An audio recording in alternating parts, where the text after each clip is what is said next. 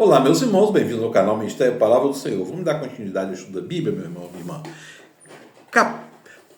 Carta dos Hebreus, capítulos 4 e 5, né? Capítulos 1, 2 e 3, a gente viu aí o autor mostrando a suficiência de Jesus Cristo, a soberania de Jesus, né? Fala da negligência da salvação, né? E narra vários salmos, e narra narra salmos, posição do Salmo 8, de 4 a 6, fala o Salmo 2, né? E a gente vai ver agora, meu irmão, minha irmã, capítulo 4,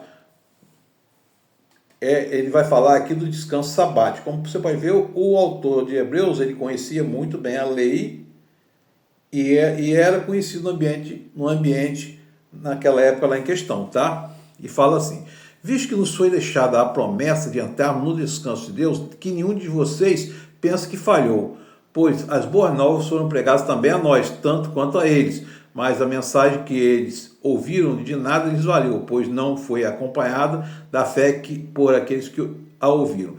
Pois nós temos os que cremos é que entramos naquele descanso, conforme disse Deus. Assim jurei na minha ira, jamais entrarão no meu descanso. Então, essa primeira parte aqui do capítulo 4, ele está falando do descanso de Deus, ele não está falando aqui do descanso lá da terra de Canaã, não é isso, né? Porque o descanso sabático, o Shabá, ele é um descanso, para lembrar, na escravidão do Egito, não se tinha descanso. E para louvar o Senhor Deus, tá? É para isso, né? E fala que a forma de entrar no reino é crer no Senhor Jesus. Não adianta você conhecer e não crer. Aí faz assim: pois nós, os que cremos, é que entramos naquele descanso, conforme Deus disse. Assim jurei na minha ira, jamais entrarão no meu descanso. Embora suas obras estivessem concluídas desde a criação do mundo. Está falando das obras de Deus, concluídas desde a criação do mundo. Pois em certo lugar ele falou sobre o sétimo dia nessas palavras. No sétimo dia, Deus descansou de toda a obra que realizou. Interessante a gente observar isso, né? E de novo, na passagem citada há pouco, jamais entrarão no meu descanso, meu irmão. Você vê que relaciona Deus, aqui está relacionando Deus com o descanso e falando daqueles que não creram, né? Vai falar ainda assim: portanto, esforcemo-nos por entrar nesse descanso, para que ninguém venha a cair, seguindo aquele exemplo de desobediência. Pois a palavra de Deus é viva, eficaz e mais afiada que qualquer espada de dois gumes. Ela penetra até o ponto de dividir a alma e o espírito, juntas e medula. Julga os pensamentos e intenções do coração. Meu irmão, minha irmã, quando fala a palavra de Deus é viva e eficaz, está falando porque o Evangelho, ele confronta você. Ele mostra você, expõe o seu pecado. Então o Evangelho te confronta para te transformar e você ser consolado, não ter conforto. O Evangelho é para te confortar, tá? Quando ele fala que divide junto a alma e espírito, porque a palavra penetra no cerne da nossa vida, penetra no nosso cerne, o cerne do ser, espírito, alma e corpo, tá? Ele vai falar de Jesus, o grande sumo sacerdote.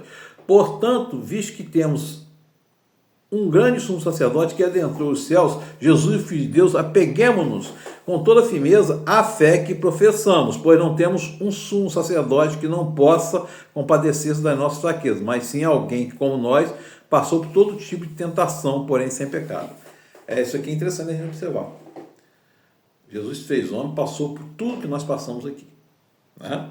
Primeira coisa, ele é divino e é humano. Ele abriu mão da glória, não da divindade dele, tá? E fala outra vez da fé, né? Jesus é o sumo sacerdote. Lá, antigamente, o sacerdote apresentava o povo a Deus e o profeta apresentava Deus ao povo, tá?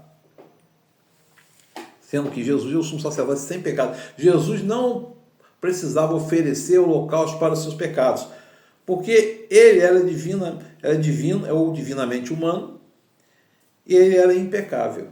O sacerdote, quando oferecia holocaustos no templo ou no tabernáculo, era para a expiação dos seus próprios pecados também, que ele era um homem pecador, né? Todo sumo sacerdote é escolhido dentre os homens e designado para representá-los em questões relacionadas com Deus, apresentar ofertas e sacrifícios pelos pecados, aquilo que eu falei anteriormente aqui, né? Ele é capaz de se compadecer dos que não têm conhecimento e se desviam, visto que ele próprio está sujeito à fraqueza. Ou seja, o sacerdote, como ele ora, mas ele está sujeito à fraqueza, é humano e pecador. Por isso precisa oferecer sacrifícios por seus próprios pecados, bem como pelos pecados do povo. E aí eu falo, tu és meu filho, hoje te gerei, né? Salmo 2. E ele vai falar assim, embora sendo filho, ele aprendeu a obedecer por meio daquilo que sofreu, e uma vez aperfeiçoado, tornou-se fonte de salvação eterna para todos que lhe obedecem, sendo designado por Deus sumo sacerdote segundo a ordem de Melquisedeque.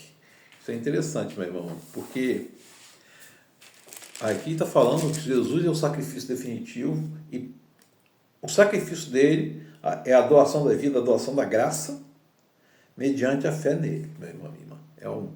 É para a gente raciocinar e pensar sobre isso. Essa carta aos Hebreus é uma carta muito teológica e muito densa, né? Que o Espírito Santo de Deus esteja sobre nós, nos confortando, nos abençoando sempre. Deus abençoe. Amém.